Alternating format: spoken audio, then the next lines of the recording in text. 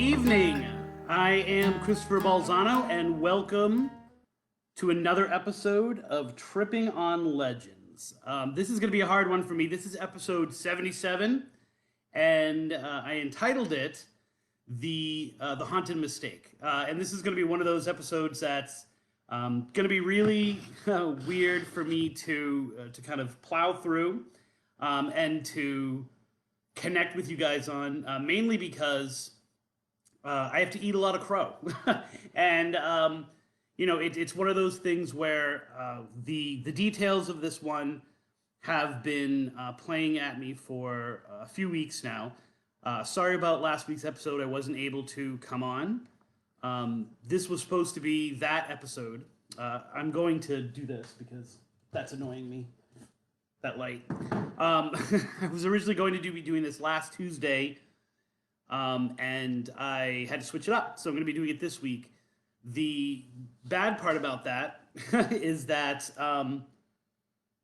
I have switched the times. So let me start kind of off with that. When we originally started to do Tripping on Legends, and we did it just as a podcast, and we sat down and we talked, we turned on the mics and we talked. And there was no limit to what we were going to do, right? Like whatever hit us, whatever was in the moment of the research, we just went with it. And by doing that, some of our episodes were almost 2 hours, which is a really long time to keep someone's attention in the podcast format. And we made a very specific effort in later episodes to reduce that time to try to get it as close to an hour as possible. And it worked. It worked. And the that kept us kind of on track when we were talking about something, and made it so that, we didn't just start rambling on, which, of course, two people who were discussing something and getting into an issue, especially if there's a back and forth, they can tend to do that, right? You get excited about a conversation, you look up, and all of a sudden 2 hours have passed, and you're like, oh, crap. And so I was keeping it, even post Natalie's involvement, I was keeping it down to about an hour because it seemed to really be succinct that way, and to be able to go kind of in and out of these discussions and not ramble on myself, which I have a tendency to do, if you know me. Then, of course, it became IGTV. And IGTV, as far as I know, only allows you to record on there for an hour before you have to start a new video, which is amazing if you have a production crew, which I do not.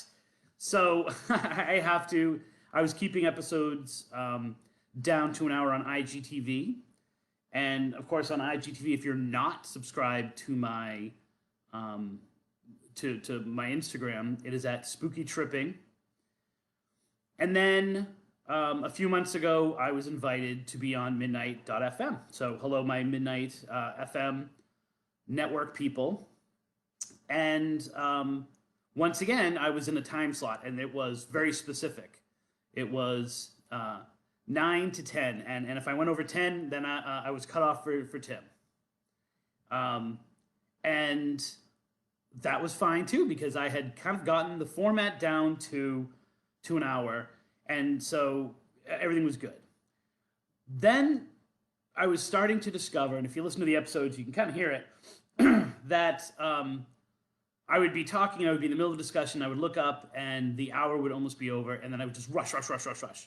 And I would tell my IG people, and I would tell my Midnight FM, where it's always midnight, to switch over. Like, okay, if you like this and you want to hear the rest of this discussion, and whereas that was really good, because then some people ended up downloading the podcast that way. The negative part of it was that I then totally lost my flow, my train of thought, and all of a sudden it was like trying to get it back for my YouTube patrons, my YouTube listeners. I ended up usually just going like, okay, yeah, that's fine, let's go back. So I realized that because of my rambling ways, just because of the nature of who I am, I need a little bit more time. So Tripping on Legends has now been extended to an hour and a half.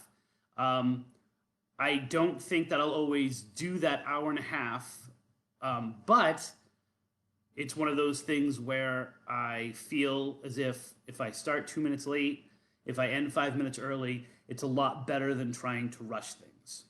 So you've got me for an hour and a half. If you are on my Facebook, it is facebook.com/tripping on legends. All the shows go up there simultaneously as I'm broadcasting them. Of course, if you want to call in tonight, and I think there's going to be two parts of this discussion. There's going to be the haunted mistake part, and then there's going to be kind of a trend that I've seen that I've been avoiding, maybe sometimes putting a label on, but I think it's necessary to do. If you want to call about either of those topics, especially when we get into topic 2, the number is 813-418-6822. And of course, you can call that number at any time if you have a legend you want to share or you just want to comment on the show or what have you. That line is always open. So it might be good to take a step back and talk a little bit about the name Tripping on Legends, because it's a witty joke that I seem to be the only one who gets the actual joke. So Tripping on Legends is obviously a play on the word legend tripping. And in with that, there is a little play on words, which is the tripping part, right? So legend tripping, but it also means I screw up, right? And I think that that's okay. I trip sometimes on these legends. Yes, I go out there and I have a trip to go visit them, but I also make mistakes. There are errors that are made in the research. There are errors that are made when I publish these things, and it's all par for the course, right? They are the mistakes that I think oftentimes lead to gold. And the intention of that is to be very upfront, even, boom, right there in the name, up on Front Street, that these are legends, and that these are presented as fully as I know them at the time that I present them. You know, we did an episode, which is actually a really good episode, probably about a year and a half ago, maybe 2 years now, called Enough is Enough. And it's at what point do you feel you have enough information to publish? And by publish, I don't just mean a book, or I mean to present it to people, right? And of course, that's very different in an investigator world than it is into a legend world. And through that discussion, we kind of determined, you put it out there. You put it out there, and people come and they make corrections, and they say, you got this wrong, you did that wrong, and then you learn, right? Not only do you learn, but when you're talking about folklore, when you're talking about haunted legends, the mistakes are part of the beauty of them. So unlike investigating, unlike most things in life, when you make a mistake in folklore that is unintentional and that is within certain realms, it's totally okay, and it says something about the legend itself. Once again, if you've got something like that has happened to you, feel free to call at 813-418-6822. Before I left Boston, I went on a ghost tour of Boston, which was crazy because I'm going on a ghost tour where I essentially know all of the stories, and I know all of the places that they're going to talk about. And this ghost tour stops at the Charles Gate Hotel, which by that point is no longer a college dorm. That was my college dorm. It's no longer a college dorm. It's really high-end penthouses. What am I thinking? Condos in Kenmore Square. So you can imagine how much these things cost. So I remember seeing one, and it was like $1.5 million or something like that. Like a really ridiculous amount of money to live in this place, which is hilarious because it was such a dump when we lived there. I mean, you weren't supposed to use hot pots. You weren't supposed to use Ouija boards were banned because of the ghostly activity. I mean, this is like a really haunted spot, but it also was just like falling apart. they renovated it and blah, blah, blah. And the guy giving the tour starts to tell a story, and everyone's on the edge of their seat. And it's a really amazing, ghostly story about Ouija boards and satanic cults and and the tour guide is essentially telling my personal experience to this whole bus full of people who paid. And he's getting it wrong, right? He's getting it wrong. I'm like, wait a minute, that's my life, and you're totally messing it up. What's up with that? And I had to take a step back of it and realize like and I didn't say anything at the time. I didn't be like, that's I'm that person, because I saw it as the ever evolving story of Charlesgate, and I saw it as the next generation of the stories that I had been told. They weren't my stories to begin with, although this one was actually a personal experience of mine. They were out there in the ether. They were part of the mystique of the place, and I had become part of that mystique. And obviously I didn't care, like, you're not citing me or referencing my books or anything. I mean, it was sitting there and being like, oh, wow, you're telling my story and you're getting it wrong. But you know what?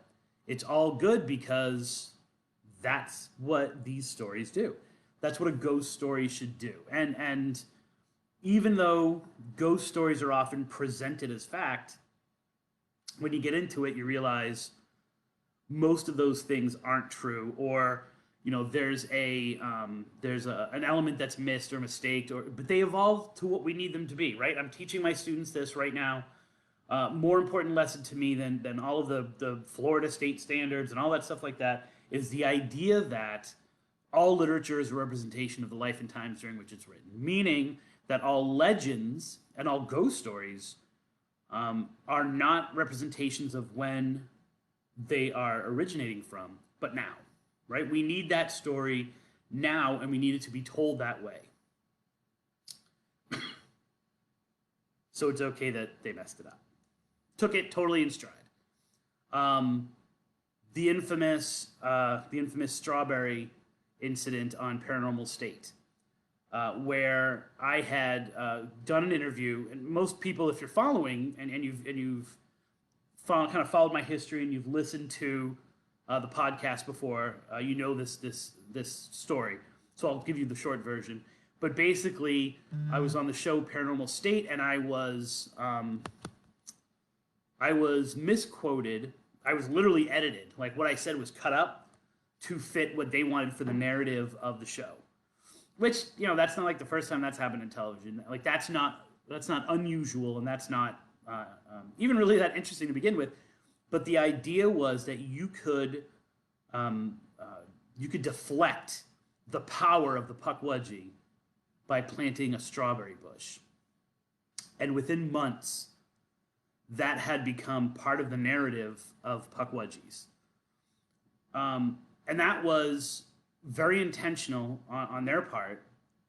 And once again, I sat back, because I think it's an interesting story, but I also sat back and said, wow, like once again, as a folklorist, as someone tracking this story, and of course tracking the progression of a Pukwudgie, it was really interesting to me to see how the next step of that was that people needed to defend themselves against these Pukwudgies.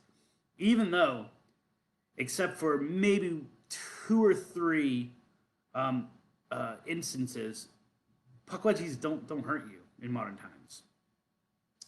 But people immediately felt the need to defend themselves against this onslaught of Pukwudgie-ticity and come up with a solution to the problem. Even though the problem is ignore them. But it had to be active. Ignoring isn't active. And so that became part of the narrative. So there was an intentional mistake to fit what the TV show wanted to do, which was show someone planting something and being active and being proactive, I should say. And it worked for them, right? And then, boom, became part of the story. To the point that now you can't really discuss Pukwudgies or research Pukwudgies without having this whole idea of of strawberry bushes being in it. Intentional. I'm going to talk to you tonight about a few more of these mistakes. And the majority of them are going to be much more in the realm of updates than they are of issues, is probably the best way to say it. And then I'm going to get into a big one, and the reason why I am doing this episode tonight. And that's one of the cases that's in the new book, Haunted Florida Love Stories, which focuses on the Ringling College of Art and Design. And I'm pretty sure I've never actually done an episode on it. So I'll use the opportunity to tell the legend a little bit, but also to tell you about how I, in the publishing of that story, screwed up the story. And to offer it up as as one part of my apology to an amazing researcher who brought me that information, and make amends. The first of three things I feel I need to do to make amends to this researcher, to the group that he was affiliated with, and then of course to me, to myself, to come clean with something messed up that happened that is totally of my own creation. And I'll get into that a little later, because I want to really start with some of the mistakes that have been made that ended up being little gems. My favorite of all time involves Tim Weisberg. And if you don't know Tim Weisberg, he's the host of Spooky South Coast. And of course, he's the host of Midnight Society on Midnight FM. Him and I and some members of Spooky South Coast, I want to say that Matt Costa and Matt Moniz were also there this evening. I'm pretty sure. We did a presentation for the Freetown Historical Society. And in doing it, we presented what was somewhat Pukwudgie lore, but the idea that an area which you've heard me talk about 100 times, the Assonet Ledge, how it had a long history dating back to the Wampanoag and Native American times in Massachusetts, pre-Plymouth colony, of being haunted. And how, I think specifically, Pukwudgies would lure Wampanoag warriors to the edge of the Assonet Ledge and then force them over. And of course, that accounted for why there was so much ghostly activity there. That's why it had this reputation for ghost lights and for unexplained things, for phantoms. I almost said it correctly that time. jumping off the ledge and then disappearing before they hit the water.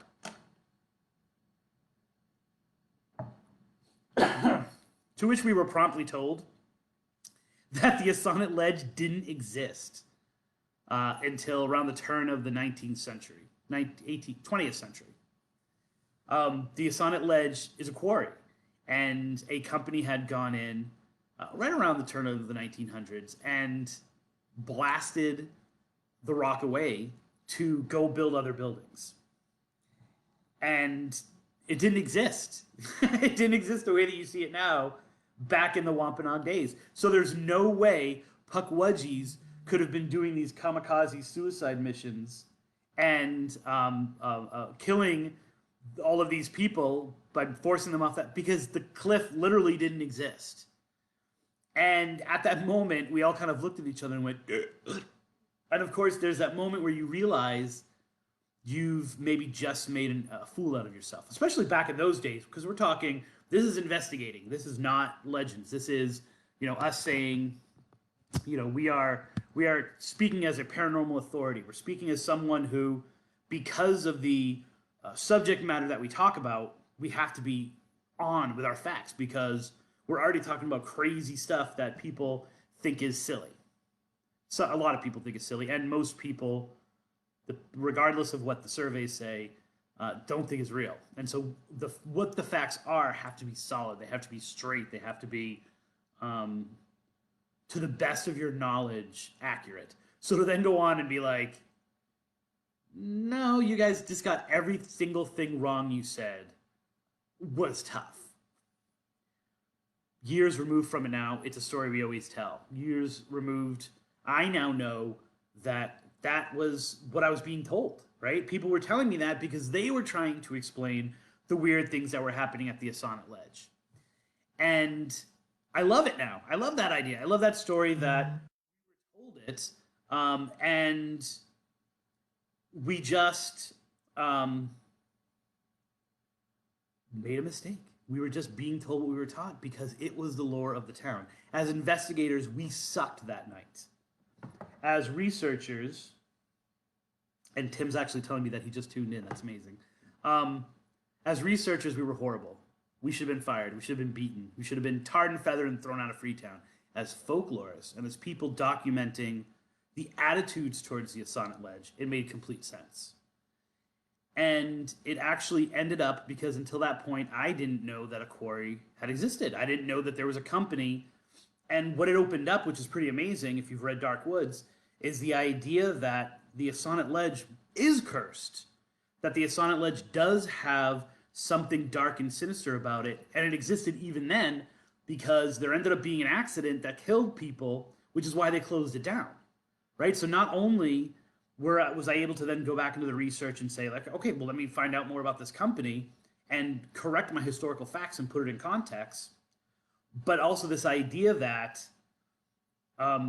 it went on to develop this idea that there was something dark and sinister and evil about that place, which existed back then, which was attacking people who were trying to capture it, harness it, even unintentionally.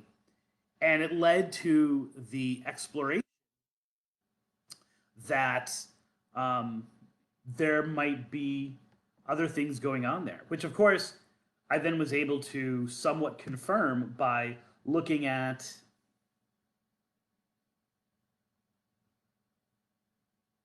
all of the different buildings that are associated with the Asana Ledge and the quarry rock that's gotten there. Some of the breakers, Fort Adams, Taunton State, and this idea that the whatever it is going on weird there traveled. Yes, that's completely crazy.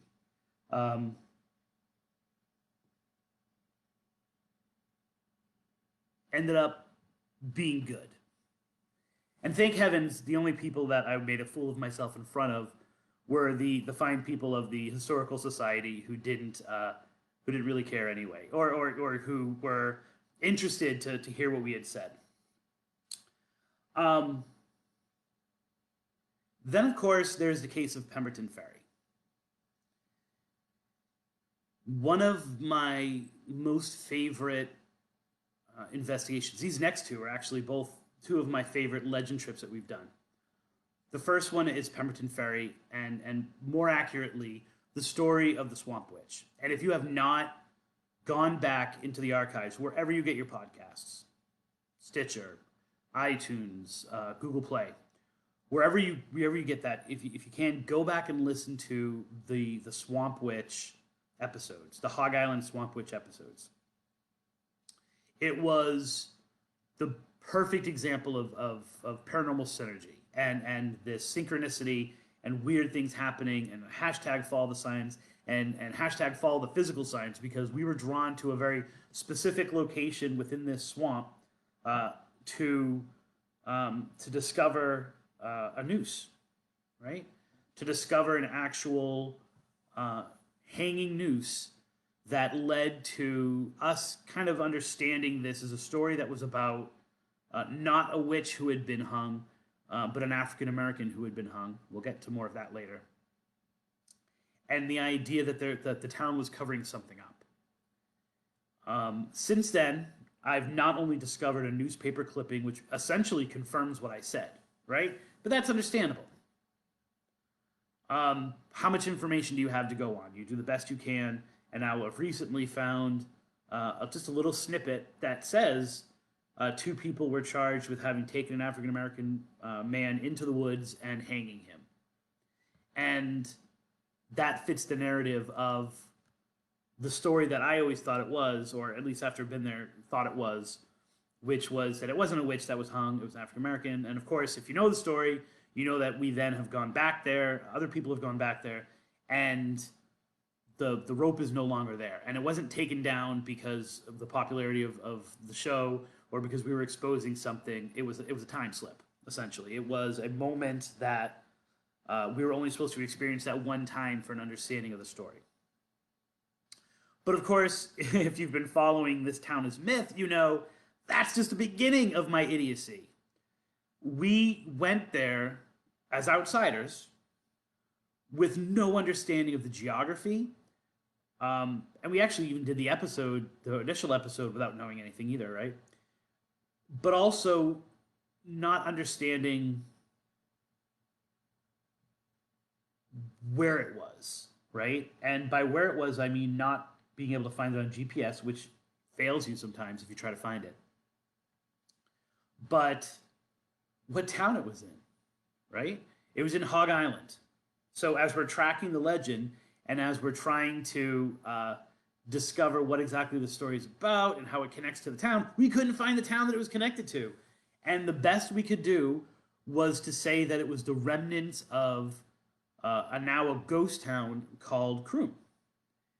And we went with that. And as part of the episode, Natalie and I tried to find these different foundations in Croom. And of course, the sun was setting. You know, we weren't able to explore it as much as we could. And we tried, and we asked the gentleman, the best moment of the trip, you could say, we asked the gentleman if he had ever heard of Croom, where it was, and he's telling us he's never heard of that. He doesn't know what we're talking about, and he's literally wearing a shirt that says, you know, Croom Forest or Croom Park, campground. Like, dude, you're literally wearing a shirt that says the word Croom, but you're saying you've never heard of it. Anyway, totally got it wrong. Not the town of Croom, but the old town, the remnants of the town of Pemberton Ferry. And the idea that there's something about this town itself which is trying to hide itself from the world, trying to disappear, trying to shelter whatever dark secrets might be there from the outside world. And it's my obsession, right? I want to bury the Ocala book so that which is connected to this, of course, so I can focus on Pemberton Ferry because I haven't uncovered the full story there yet. But if it hadn't been for Della Daughtry telling me, you got it completely wrong, I wouldn't have been able to discover this, right? I remember I was at Spooky Empire last year, and she messaged me and was like, you got it wrong, and I had to explain to her what tripping on legends is. Like this idea that I'm talking to you about you do the best with it. And she was able to kind of understand that and let me in on the project and let me in on what she was doing.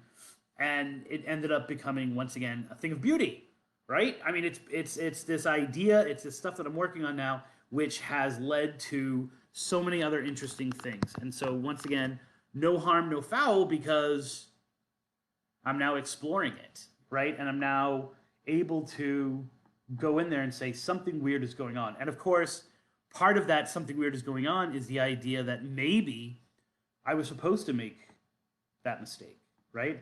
I was supposed to get it wrong to connect with her because everyone's supposed to get it wrong because it's the beauty of This Town is Myth. And so I was able to take a step back from it and be like, all right, this is another moment of a mistake which ended up being a moment of gold. Let's switch switch gears a little bit to another witch, which would be the Arbuckle Creek, right? The great love potion and the witch, and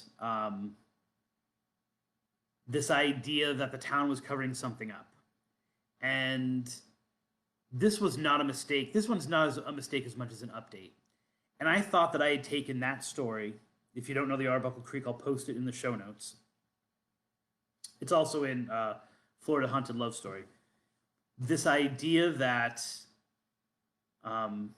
this witch and the two people, or the man who had killed her, were trapped in this location. And I became obsessed with this idea of the town is to blame, right? That there was maybe no murder, that, or there was no love potion, I should say, but that because things had gone wrong in the town, they had blamed this witch and had sought to kill her. And that in doing that, they had actually increased the curse and increased the sightings of her. And when I tell that story to the public, I have to change the narrative of a little bit to make sense. To say that after her murder, not only was her ghosts beginning to be seen, but also things were failing. Whereas I can't confirm that, but it's part of the narrative, and it's part of the folklore and the story, and that is interesting, right? And that's not a mistake. That's not manipulating things. That's me trying to fill the holes in the story with what would make logical sense, which is this idea that she dies, they find her body, and then they have to, much like a vampire plaguing a town, they have to do something actively to get rid of her. Then I met Dave Berry. Dave Berry, and I'll post his YouTube channel on this as well. He asked me to speak about this legend on camera because he was starting his YouTube channel, which was essentially legend tripping, going out, although more investigating, I should say, because a lot of their focus is on, are these true, and getting evidence from these locations. And he interviewed me about it, and then here I am, like, I am the greatest researcher in the world, blah, blah, blah. And Dave was able to find a somewhat obscure newspaper article that talks about the town being burned, like a house being burned.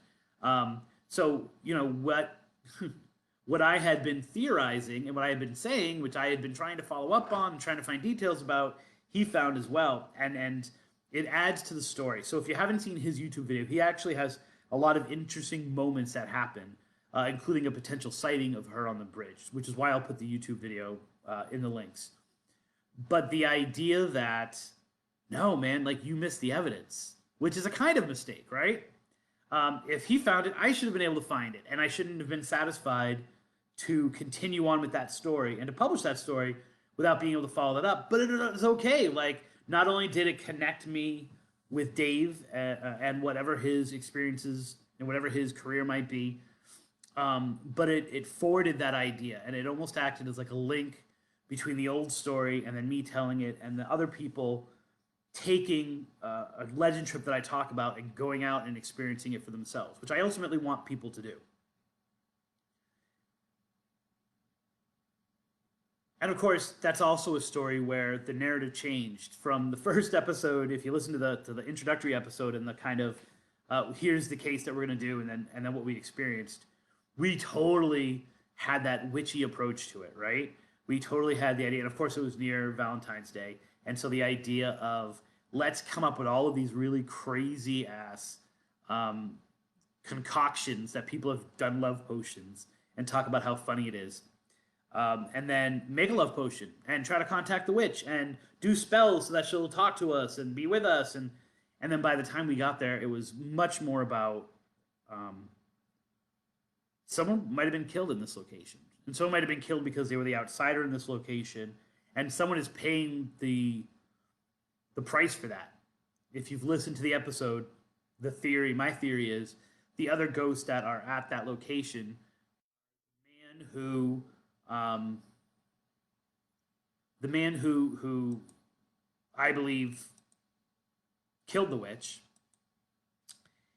is trapped in that location now, as well as his son, who originally the price for the love potion was your firstborn child, which is what made it feel like folklore. But then all of a sudden, now there's two ghosts there, and those two ghosts fit the description of a man and a child. Again, a mistake that forwarded the narrative and became part of the exploration of that story. And it was okay. Like, I didn't mind that mistake. I didn't mind that I had missed a piece of research which actually confirmed a lot of what we were talking about. Someone else did, and so I was able to put that out there and praise him. But that didn't. It was a hole, and I don't like holes. And then there was the Amish bridge, and this is another one of those hashtag follow the signs moments. This story totally would have made it into the book if I had known it back then. But in doing it, I've shared a lot of details of this story so that people who are listening to me speak don't have to hear all the stories from the book, right? They can get another haunted love story that's not in the book free. And so I recently discovered, which I've posted, one of my students actually, old students I should say, was like, dude, I don't think you're at the right place, right? And it was great. Like, it was such a fun night. I went there 2 trips. So I'm sorry, just as a recap, because I have to realize not everyone knows the story I'm talking about. There's a bridge in Sarasota, Florida, that essentially splits Pinecraft and regular Sarasota. Pinecraft being the Amish side of Sarasota with what we would call the English, or what they would call the English side.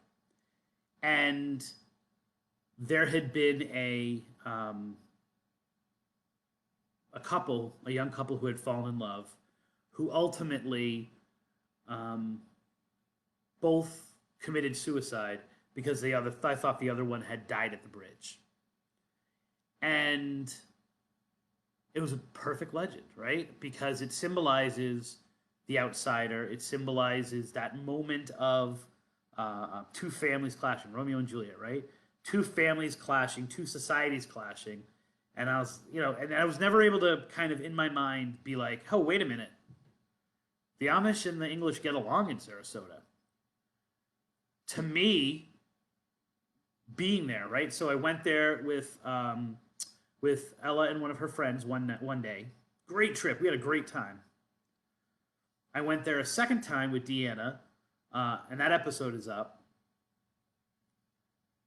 And then Troy comes back at me a few months later, maybe like a month later, and he's trying to find the location, and he says, "Is this it?" And I'm like, "Nope, you've got it wrong. That's not the right location." And of course, Troy is at the real Amish bridge. So I'm the one who's wrong, right? He's actually at the student becomes the teacher. He actually is in the right place, and I had the wrong bridge. The whole time I had the wrong bridge, which is which is interesting on different levels. One level of which is that at that bridge where we were, there's a history of alligators, right? And the story is about alligators, and don't go to that bridge because the alligators are going to eat you, right? Jumping off that bridge, you're not going to kill yourself. You're going to maybe break a leg, but that water itself needs to be avoided because there are alligators attack. It's not dangerous. I mean, it's a dangerous spot, right? Like, avoid. And I'm like, nope, not it. And even after he showed it to me, I was like, I don't know, dude. I think you got the wrong location. I think the location I'm talking about is the real place, because it has all the stuff. Goes over the creek, splits to 2 different communities. Then I get an email. And the email essentially tells me, you've got the wrong bridge. So this is from a resident of Sarasota. This is from a person who knows the location, a person who's experienced the haunting, or at least experienced being told the legend. And they confirm what Troy had said, which is the bridge that you were talking about is not the bridge. Once again, a mistake. A mistake that I essentially made twice because I even corrected the person who had told me um, that there was that I had it. Oh, you don't know what you're talking about, you little punk. No, he was right. I was wrong. The road was the wrong bridge. But that forwards the narrative because much like the mini light in St. Pete, it's a story that's needed in multiple locations. So the confusion is part of the story because you don't know, because it's really a message that should be sent to all of the community, right? Not the fact that those two people should not get along, right? Or that those two people, that there's, the communities are at war with each other or something weird like that. But the idea that um, the community needs to be protected from the real thing. And so a ghost story is created to freak them out. And I was always kind of hesitant about that as well because I'm like, if I was told that there was a ghost story, if I was told that I could go to a location, even as a kid, and see two ghosts, ghostly lovers who can't be together, trying to find each other over the um, throughout time, I would go to that spot and I would probably get eaten by the alligator. Um, so, again, another mistake, but I think a mistake that is not only legitimate, but I think, again, forwards the story. It's one of those things where maybe multiple locations um, are part of the story or a part of the community retelling of the story. That the Amish Bridge itself is probably the real location. It might be where things happen, and I'm totally planning another trip to where the real bridge is to experience that again. If anyone is willing to come and journey on with me, but the story itself might apply to several different locations because all those locations are dangerous, and it's okay to share those details and to manipulate them for the environment because you're trying to protect your kids. You're trying to make it so that they're safe. So I can totally see that once again as a mistake that is okay and explainable. And the same would be said or can be said for Coker Cemetery. I love it when things line up, right? Like I had just published, I think, yeah, I actually posted it on the social media. Social media, of course, is facebook.com/tripping on legends, Instagram at spooky tripping. But that episode, Arcadia and the Cursed Kids, came up yesterday, and so I pushed it out there to everybody so they could, kind of familiarize themselves with that. I'm going to take you back, take you back to about a week and a half ago now. And Haunted Florida Love Stories is now out. This was, in a lot of ways, the roller coaster of that day, of this day. Haunted Florida Love Stories is out officially. I had bought a whole bunch of copies, and which I think is a responsible thing to do. I sent out free copies to people who had contributed stories or it helped, and I felt good, right? Like I was getting it out there. People were buying it. I was offering it to people online. I had done some events, and so I was like, if you say this certain code, I'll give you money off of it, and blah blah blah. And a weird thing happened on the way to the play. I had my school, amidst all this COVID stuff and all this distance learning, and my school, as you can't tell from sometimes, especially the midnight FM feed, we have a lot of lightning, and our power goes out, and the internet goes out, and all these things. And my school lost its internet, and then the transformer blew, and the elevator blew, and so we had to evacuate the building, and we weren't allowed in for a couple days. And so I was working at home that day, this Friday. So it was like, a week and a half ago. And I'm working at home, and I get this amazing email, which is in reference to the Coker story. Because we had felt that, and if you can't remember the Coker story, and I had just done it that night. Actually, this person was responding to hearing me speak at a library, and she'd emailed me, which I love. Do it at spookytripping.gmail.com, at gmail.com. She had heard it, and she's like, "Oh, you made a mistake in your presentation. Let me correct you," which I love, kind of. And so, one of the things about this is that there are three plots for essentially babies in Coker Cemetery, and it is the Lot children, 3 Lot children, and these 3 headstones are mixed in. They're kind of at they're at the edge of it, but you would not be able to tell if there was anything odd about them if you didn't notice that everyone else in the cemetery pretty much has the same 3 last names, one of which being Coker, the other one, I believe, Alderman, and I can't remember the third one. And then there's these 3 lonely graves of 3 children. And no parents, no adults, no connection, it would seem, to the rest of the people in this cemetery.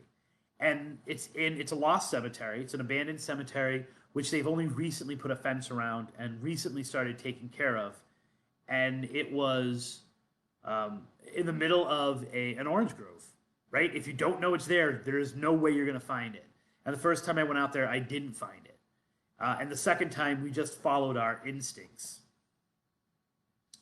And we were able to discover it. And of course, as I start talking about the horrible reception, I'm losing one of my feeds here. So,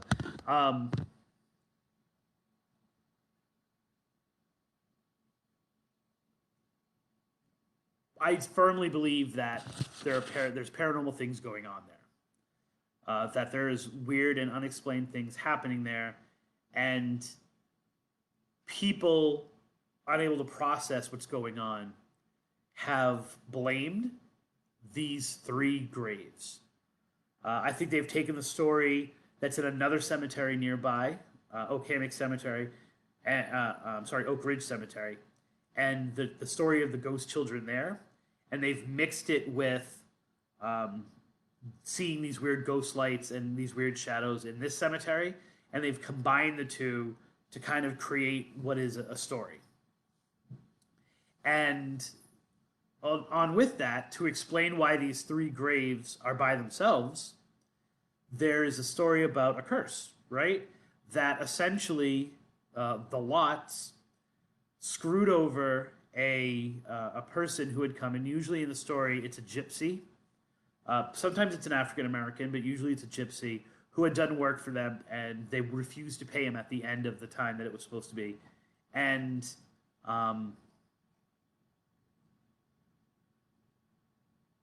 that led to him putting a curse on them and telling them that they would never be able to have children. And that they would essentially, all their children would and die. All the things that a town like that would just naturally be scared of were happening. And they mixed. And part of the power of that story is the idea that there is no explanation for why these 3 random headstones should be in this grave. They don't belong there. They're not part of the family, right? They're not associated with them at all. And yet here they are, and they are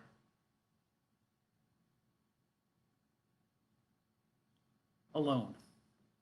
Outsiders themselves. Then I get this email. You messed up. You done messed up, Aaron. Because they are related.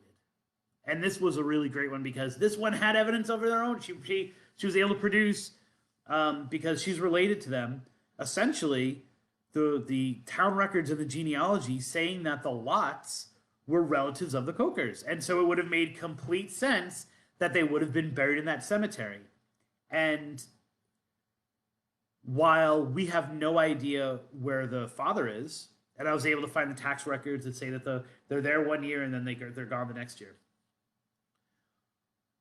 we have no reason why to. We have no explanation for why he left or why the family left. Although I think she did actually have proof that there were more than the three children, so some of the children had survived past the age of one.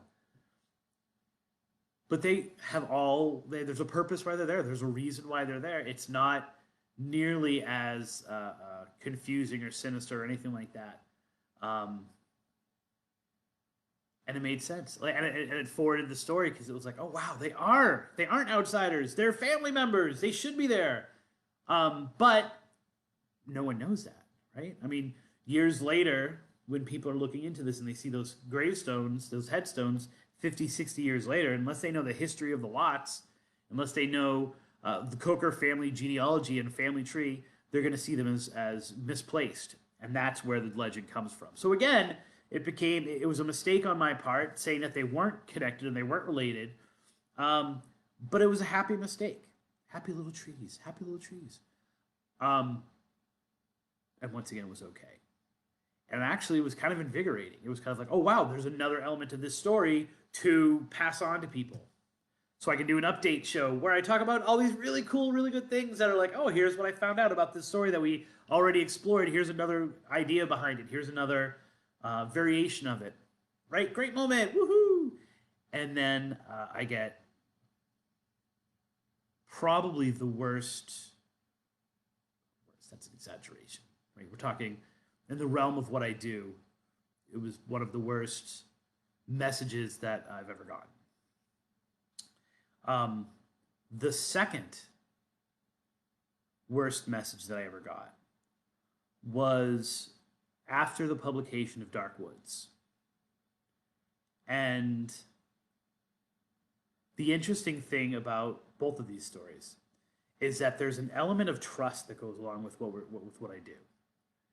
And of course, that trust is different when you're dealing with a fellow investigator or a fellow paranormal enthusiast as with a general person, right? It's one of the things I'm struggling with the Ocala book. A person tells you their experience. You owe something to them. There is a level of trust that they have placed in you. Many people don't come forward with stuff that has happened to them because they don't want to be ridiculed. They want to be believed. They believe that talking about it sometimes makes it worse. Whatever the reasons might be, it's hard for people to share their paranormal story if you're a layman. And so when this gentleman shared a story about the Freetown police station, those of you guys who've read the book, you know the story I'm talking about.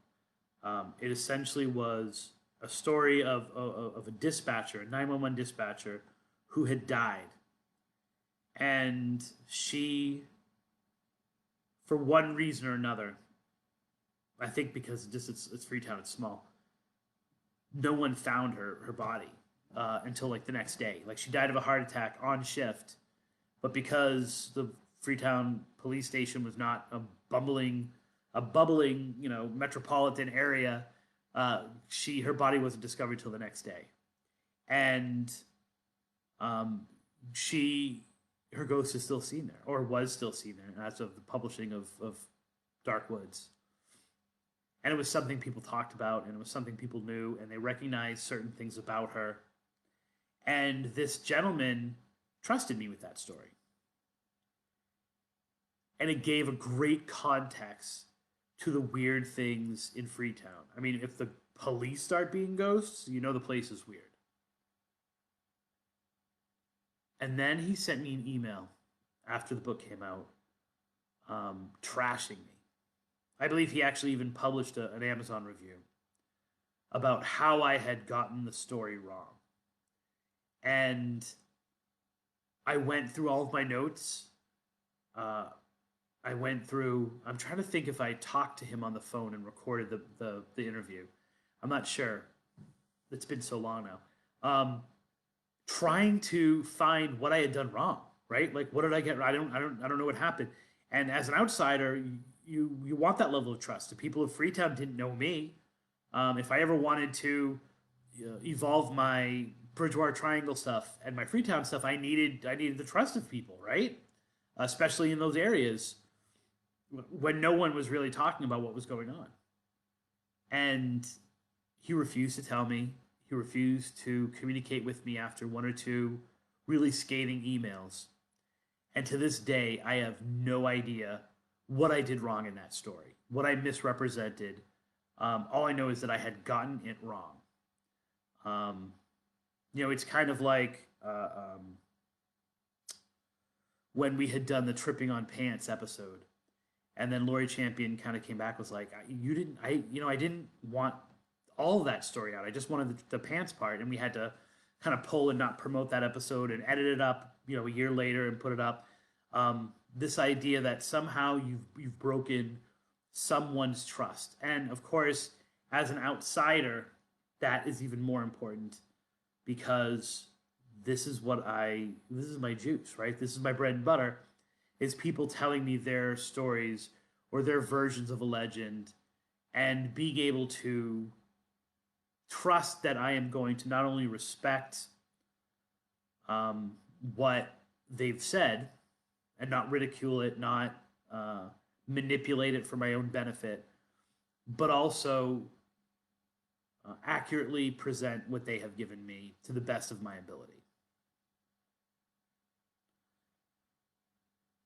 That day, a few Fridays ago, I got the message that no one wants to get, which is that I had made a mistake in one of the stories in Haunted Florida Love Stories.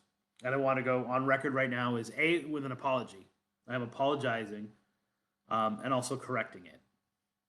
And that's hard to do, right? So to tell you a little bit of the background of this story, Haunted Florida Love Stories, right? So I was looking for a really great, really stories that involved love as the background and love gone wrong. And excellent, Margie. That's a really interesting point, which he said maybe he got crap for having shared the story, and so he kind of turned it on me, almost as a way to be like, no, that's not what I told you. That's probably really accurate for the Freetown case, not for this one. When I first came down to Florida, I was still in investigator mode, and I was invited by Paul Benston to come and meet his group. I know the group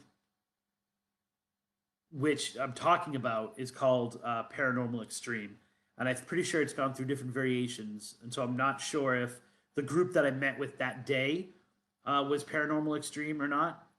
And Paul is someone who prides himself on the accuracy and the depth with which he conducts investigations. For him, the investigation is not about the moment that you're there and the evidence that you gather, but it's the whole picture. And he had done a deep dive. He was telling me that night, so we're talking like 12 years ago. He had done a deep dive looking into the case of Mary at the Ringling College of Art and Design, which is still a ghostly legend that they talk about. I'm somewhat detached from it, mainly because I never investigated there. I never legend tripped there either. You really can't get on the location. I was able to get access to the stairs, which the story takes kind of place, or the origin of the story takes place in, because I just kind of talked my way into it one day with Devin and I.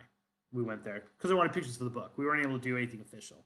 So there was, I would say, a detachment for the story, which might have led to some of the mistakes that I'm talking about. And I'm not making excuses. I'm just kind of almost throwing some of the details of this stuff out as a warning. So the story goes that back in the day when this was the Bay Haven Hotel, it was one of the nicest hotels in Sarasota.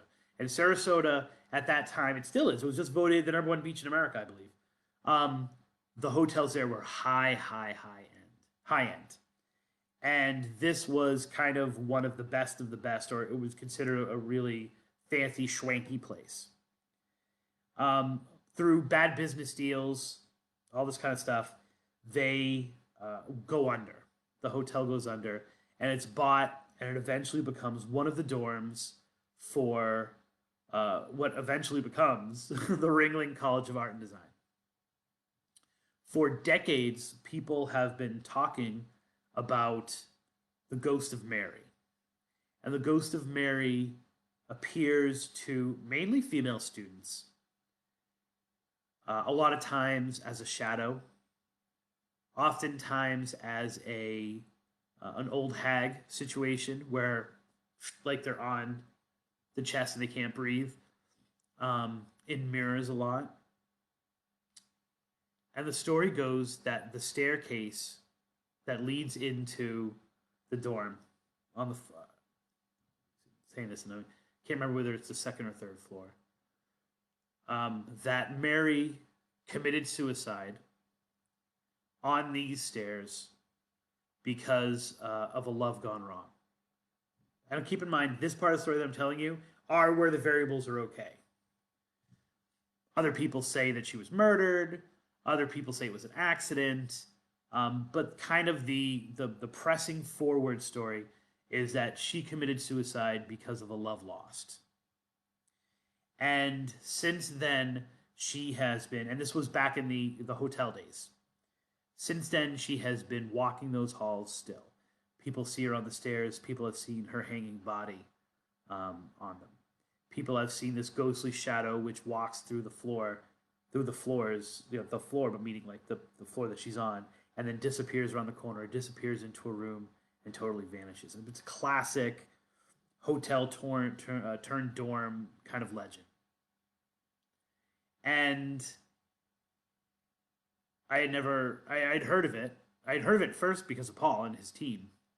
But then it was kind of out there and it was wandering around. But it's really hard to get access to a dorm like that, and so I never followed up on the legend.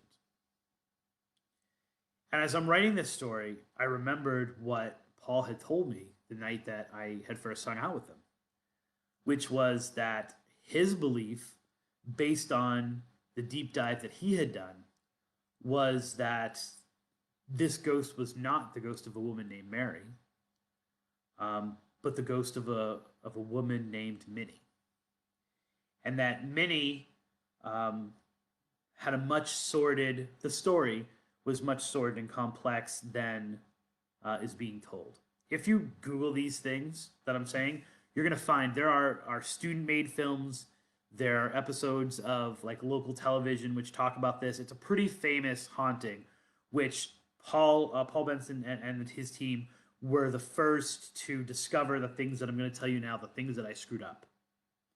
And I was amazed by the what they had found. Like for me, the compelling part of this story was what I got wrong, right? Like it was the idea that there was something else going on that some people had discovered, but other people were still telling the old version of the story. And that's this.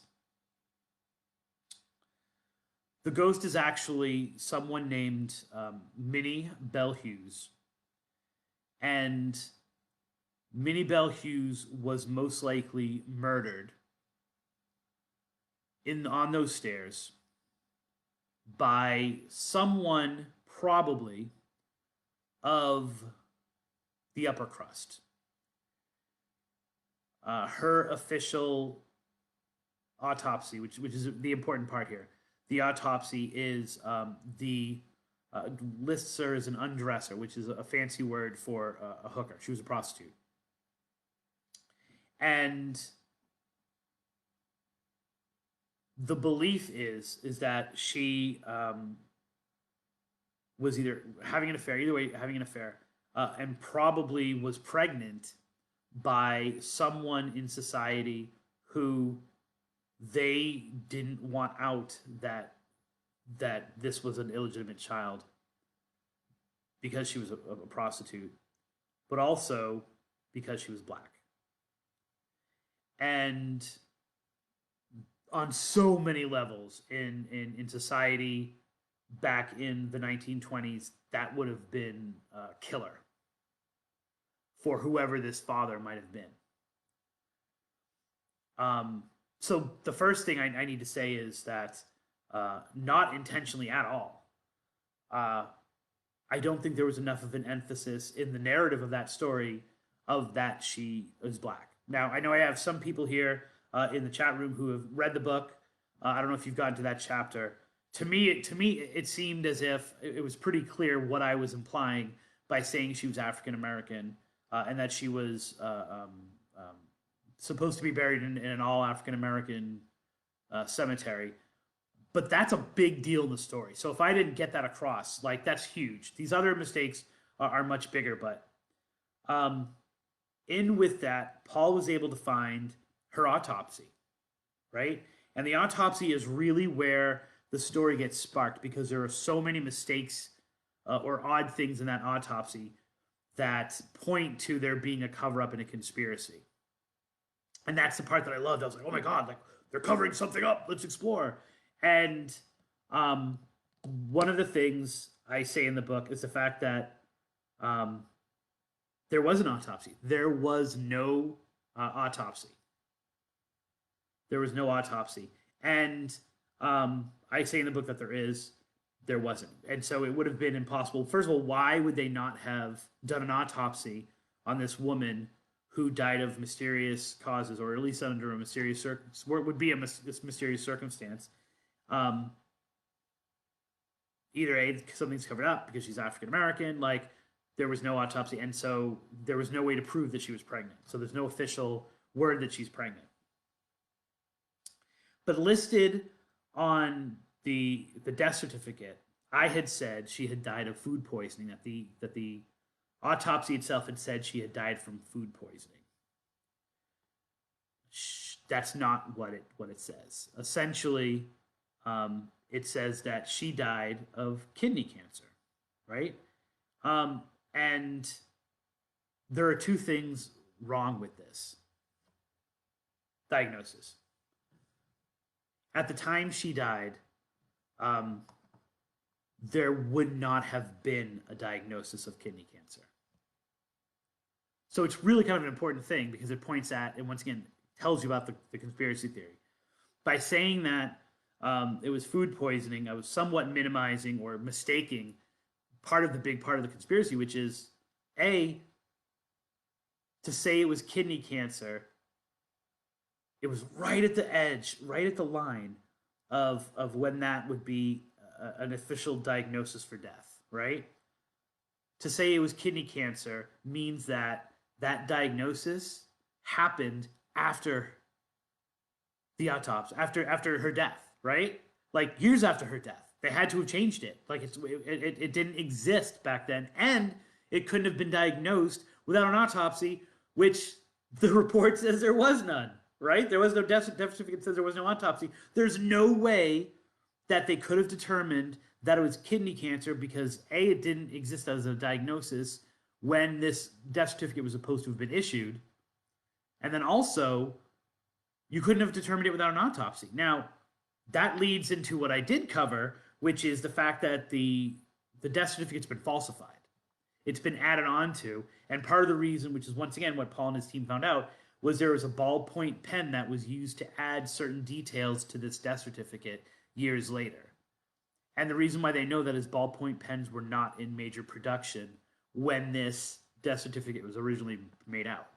So it adds to this whole idea that there was a conspiracy, that someone was covering up Millie Bell Hughes' death. For one reason or another, no one wanted to know why she really had died. And my mistake minimized that. So that's a huge deal. That's a pretty big deal because it leads to the chain of events of Paul and his group becoming obsessed with the idea of like, well, what is this mystery? This doesn't make sense. Not only just finding the information, but also the driving force to find that information. So I need to correct that part. I also say in there that the body was moved before the police got there, which was inaccurate.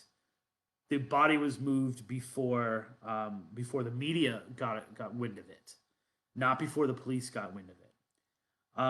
Another issue with this story is, like I said, the idea that not emphasizing or overemphasizing or really getting hold of the fact that this is once again leads to the conspiracy theory. She was black, right? And I remember talking to Paul about this because I then called him and we talked because I didn't want to lose his respect because he's a really great guy and does his work really well. And I said, well, maybe in the back of my mind, um, I was trying to balance the idea that no one who reports her as black, and so I was trying to kind of not overemphasize the fact, but it's an important part of the story, and so I need to apologize for not for not only the mistakes in the death certificate, which is in the book, like the book's right there, like you're literally like, wait a minute, if you were to pay attention and not just like, oh, it's a cool picture, but if you were to pay attention to what it says, it doesn't jive with what's being written on the page right next to it. My mistake, and I apologize to Paul, and we actually talked about maybe doing some other things together. So I'm hoping that I want to get it changed in the book for a second printing. This is an apology. I'm also going to put it on my website, especially for people who are reading that book and enjoying it. I want them to get the most accurate picture because it is a more interesting story. And like Paul had an issue a bit with the length of the story, but I had to cut a ton for that book. But also I wasn't as invested in it because I hadn't done it myself. And so I was trying to,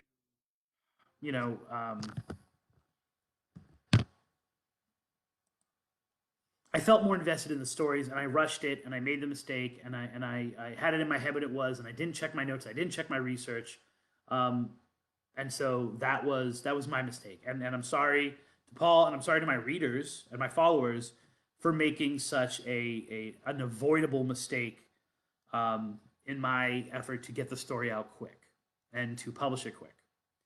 But then there's another bigger one that I don't want, like, all that is, the story respecting Minnie Bell, respecting what Paul and his team had done. That's all there, and that's important. That's important to me. But then I further, in a mistake, potentially damaged his relationship with the college, which I don't want. I don't think that there's an issue, that the college would have had an issue with some of the things that were in the book that I've already talked about. The other thing would be that they were in there, they actually did an investigation, and they heard her name more than once, not just the one time that I said. But I think that's more of a, it was just a narrative of it. I said that they heard the voice. They heard the voice multiple times. But this one's bigger. In the book, I talk about how, as confirmed by Paul, that the wiring in the dorm itself was faulty, and that part of the appearance of this ghost might be due to bad wiring, which essentially caused hallucinations, right? Caused EMF to have a negative impact on the students because of it being faulty, because of it being old and needing to be updated and things like that. Once again, that is inaccurate. Instead, it's not faulty wiring, but it's an old school type of wiring that is more prone to emitting EMF, right? And this one's big because essentially the difference is, was Ringling culpable because of negligence in potentially harming their students, right? Which they weren't. It was just an old school type of wiring, which is more prone to emit EMF, and therefore, if you put it out there and move it out, might have caused these hallucinations, which people are calling ghost stories. Not because the college was doing things on the cheap, not because they were endangering their kids by not fixing broken wire, which was dangerous, but just it's an old school type of wiring, which is more prone to it. And so it's important for me to correct that one because that impacts Paul's relationship with the college, right? If they think that he's out there spreading rumors about how the college endangers its students, they're going to be less likely to work with him. And they had total respect for the way that his group had done it. And so, that is something that I don't want to, not only do I not want to hurt my relationship with him, I don't want to hurt his relationship with the college for something that was merely my misunderstanding of the information that he had given me. So I apologize for that as well. And the story is amazing. I wish that I had spent more time on it. And Paul and his group, and especially Paul, he took the time out to tell me that story. We met at a restaurant, and we talked about all this stuff, and he gave me the evidence, free evidence. Like, here, look, here's the death certificate. Here's our videos of the investigation that we conducted. Here are the EVPs. He gave all that information to me freely, and with the intent that I would use it the right way, and I screwed up. So, my apologies to him. My apologies to the other members of Paranormal Extreme who did the research and helped with the research. My apologies to Ringling. So if you have a copy of Haunted Florida Love Stories, if you have a copy, just put a little sticky note that said Balzano screwed it up. Put it on that chapter. I believe it's page 78. And you can have your updated version until I'm able to get a second printing and get some of those details changed. And it's funny because it's not that, like, it's a matter of a few sentences to clarify those things.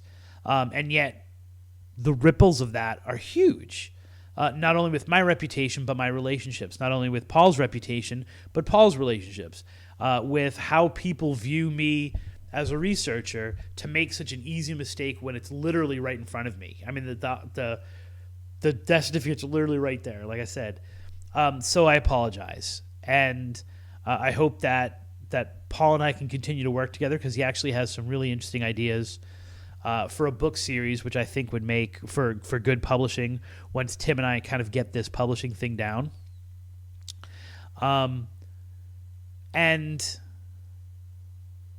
you don't want to be seen as the person who makes the mistakes. When they're the mistakes, like I talked about in the first part of the show, those are moments that actually help and grow. Tripping on those legends is as fun sometimes as actually tripping those legends. Not when you make a genuine mistake. And that mistake is what I'm hoping can be overlooked, can be not overlooked, but forgiven, I guess would probably be the better thing. And so to Paul and to the team members who helped him with that, and to the memory of Minnie, right? I mean, you've got to honor what her story is, and this, by getting it wrong, you dishonor the dead. Apologies to Ringling, who were actually extremely helpful in the following up of this story. One of the women they had worked with when they did it she wasn't even working there anymore, and she was willing to talk to me about some of the details of that. With kind of like a caveat of don't say too much and don't use my name and stuff like that. But she had was willing to say of her opinion of what they had found out and a little bit of the history. And then of course the person who works there now was also. And so Ringling was great to me and didn't deserve to have that information misrepresented and that truth represented. So apologies to all of them. And I'm hoping that this is something, it's a lesson to me too, right? It's a lesson that the story should not sacrifice because of the medium, which I kind of began today talking about in terms of the length of the episodes and feeling rushed and not giving it enough time because there was that ticking clock of 1 hour. But also of publishing something, the pressure of making something, which didn't happen in this case, but making something more sensational because it's going to be in a book. And that means that there's a certain expectation of spookiness or creepiness or whatever. You can't allow the medium to dictate the story. The story's got to be the story, and you have to find a way to marry those two. And you can't rush it. Sometimes it's got to brew. Sometimes for the sake, it's always, if you have to pick a master to be loyal to, that master has got to be the truth, as opposed to the success of a specific medium, or the confines of a medium, or the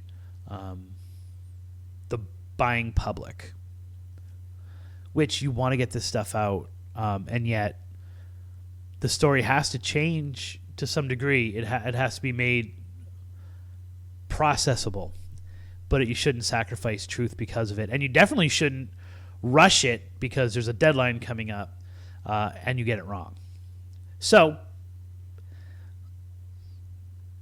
I hope to be better than that in the future, and to pledge myself to not being a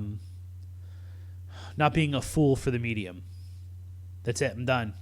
And I think there are going to be some big things coming up in the next couple of weeks. I'll talk about in relation to this, but it's the story and the truth and the crossroads of what the truth is in the story have to prevail more than what you're writing for, who you're writing for, and where you're publishing it and getting it out there. Really serious stuff tonight. Really serious stuff. Don't worry. I'm going to come back next week with a much more interesting and engaging and fun and scary and spooky and all those kind of things, kind of legend. It was just, I felt there was a need to tell those stories and tell those little hiccups, and then of course apologize. So you can guarantee you next week it won't be this serious. It won't be this kind of down. I'll be coming back the way that I do every Tuesday at 9:00.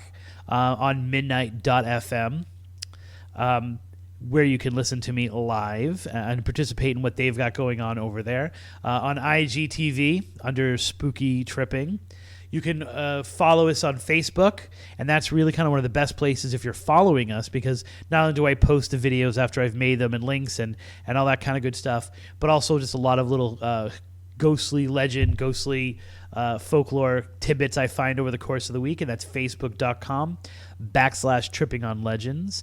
Like I said, the book's out. Purchase the book, and write a review, right? Even if you don't like it.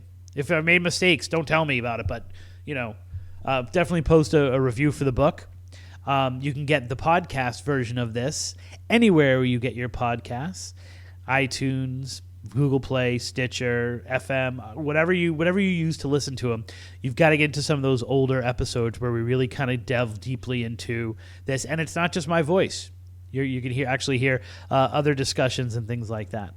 I am Christopher Balzano I almost said for Spooky South Coast.